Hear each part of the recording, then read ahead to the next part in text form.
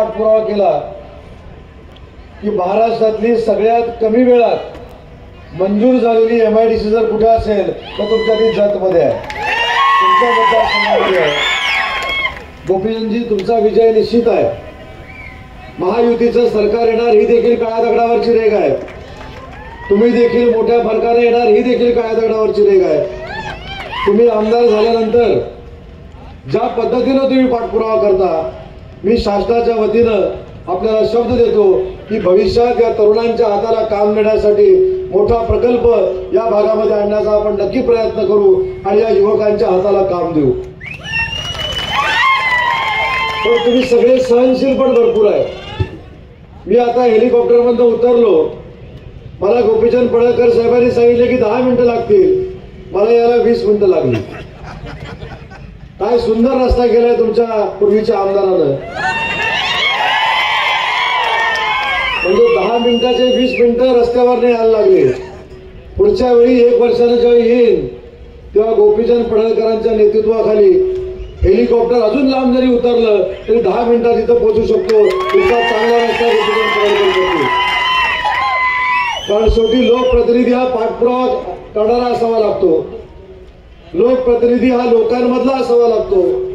लोकप्रतिनिधी हा सर्वसामान्यांचा मान सन्मान करणारा असावा लागतो. आणि तो लोकप्रतिनिधी भविष्यामध्ये तुम्हाला मिळणार आहे. गोपीचंद पडळकर साहेब, मी तुम्हाला अजून एक धन्यवाद देतो. कदाचित काही मंडळींना माहीत आहे की नाही मला माहीत नाही, आणि तुम्हाला पण माहीत आहे की नाही मला माहीत नाही. तुमची उमेदवारी जर अजून उशिरा जाहीर झाली असती तर समोरचे नक्की आपल्याकडे आले असते. एवढा तरी दसरा तुमचा घेतलेला आहे. आणि तुम्हाला माहित नसेल तर अजून एक सांगतो, त्यांच्याबरोबर 2-3 मीटिंग माझ्या पण झाल्या होत्या आमच्याकडे यायला. त्याच्यामुळे ते फिरत होते, कुठच्या पक्षात जायचं, कुठचा पक्ष निवडून येणार आहे हे शोधत होते. परंतु या निवडून येणाऱ्या पक्षात गोपीचंद पडळकरांना उमेदवारी मिळालेली आहे आणि गोपीचंद पडळकरच निवडून येणार आहे. ही आमची खात्री झाल्यानंतर आम्ही त्यांना 4थ्या मीटिंगला पण बोलवलं नाही. पण मला गोपीचंद पडळकर साहेबांना अजून एक धन्यवाद द्यायचे आहेत. मी देखील 5व्यांदा विधानसभेच्या निवडणुकीला सामोरं जातोय, पण असा उत्साह, असे कार्यकर्ते पहिल्याच निवडणुकीला तुम्हाला मिळत आहेत हे तुमचं परम भाग्य आहे. कारण तुम्ही या सगळ्यांचा विश्वास संपादन केलेला आहे आणि विश्वास संपादन करताना पहिलं काम करून दाखवलंय. मला आठवतं, मी वर्षभरापूर्वी या परिसरामध्ये आलो होतो. इथले 2 प्रकल्प होते.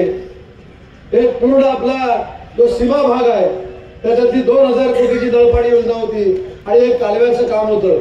आणि मी शब्द देऊन गेलो होतो, 1 वर्षात माननीय एकनाथ शिंदे साहेबांच्या नेतृत्वाखाली, देवेंद्रजी फडणवीस साहेबांच्या नेतृत्वाखाली आम्ही ही दोन्ही कामं पूर्ण करू. आज मला सांगताना आनंद आहे की या दोन्ही कामांची मंजुरी तर आम्ही दिलीच, पण दोन्ही कामं निम्म्यापेक्षा जास्त पूर्ण झालेली आहेत. याचा पाठपुरावा देखील गोपीचंद पडळकरांनी केलेला होता. आणि MIDCचं देखील मी सांगितलं, MIDC 3 महिन्यामध्ये मंजूर केली. मला आपल्या सगळ्यांना एक विनंती करायची आहे की गोपीचंद पडळकर साहेबांसारखा विधानसभेचा सदस्य हा आमच्या सोबत विधानसभेमध्ये असणं गरजेचं आहे. ते तुम्हाला कदाचित हसत हसत बोलत असतील, पण ते मंत्री म्हणून जे माझ्याकडे कामाला येतात ते तुमच्यासाठी माझ्याबरोबर भांडतात. ते आणि एवढे हमरी तुमरी करतात, एवढी हमरी तुमरी करतात की मला काही कामं घाबरून सुद्धा करावी लागतात. आणि भविष्यात या परिसरामध्ये मला यायचं आहे, भविष्यात या परिसरामध्ये आम्हाला यायचं आहे. म्हणून 3 महिन्यात त्यांची आम्ही MIDC जाहीर करून टाकली. काही लोक असं सांगतायत की खरी MIDC झाली की नाही. मला असं वाटतं की ज्याला काहीच करता आलं नाही तरी गोपीचंद पडळकरांवर अविश्वास दाखवण्याचं कारण नाही. तुम्ही जे काही करू शकलं नाही ते आमच्या गोपीचंद पडळकरांनी केलेलं आहे आणि म्हणूनच ते निवडून येणार आहेत आणि म्हणूनच त्यांच्यासाठी हजारो लोक त्या ठिकाणी जमलेली आहेत. तुम्हाला समजत होतो की गोपीचंद पडळकर साहेबांचा पाठपुरावा एवढा भयानक आहे की आज मी इतकं सांगून गेलोय की प्रकल्पासाठी प्रयत्न करतो, पण पुढच्या वर्षीच्या याच तारखेला ते मला प्रकल्पाच्या भूमिपूजनासाठी बोलवतील ही देखील मला खात्री आहे. मुख्यमंत्री माझी लाडकी बहीण योजना असेल तरुणांना दिलेल्या योजना असतील, बुजुर्गांना दिलेल्या योजना असतील, या जर बंद पडायच्या नसतील तर गोपीचंद पडळकर हे तुमचे आमदार झाले पाहिजेत। यासाठी आपण त्यांना मदत करावी, कमळासमोरचं बटन दाबून फार मोठं मताधिक्य त्यांना मिळून द्यावं एवढीच विनंती करतो। इथून जाऊन माझ्या कोल्हापूरला अजून 4 सभा आहेत, त्याच्यामुळे मला इथून लवकर निघायचं आहे। सगळ्यांच्या वतीनं विश्वास देऊ ना गोपीचंद पडळकर साहेबांना। गोपीचंद पडळकर साहेब MIDC तर तुम्ही आणलीतच, पाण्याच्या योजना तुम्ही केल्यातच, त्याच्यामुळे तुम्ही आमदार झालाय असा विश्वास बाळगतो आणि थांबतो। जय हिंद, जय महाराष्ट्र।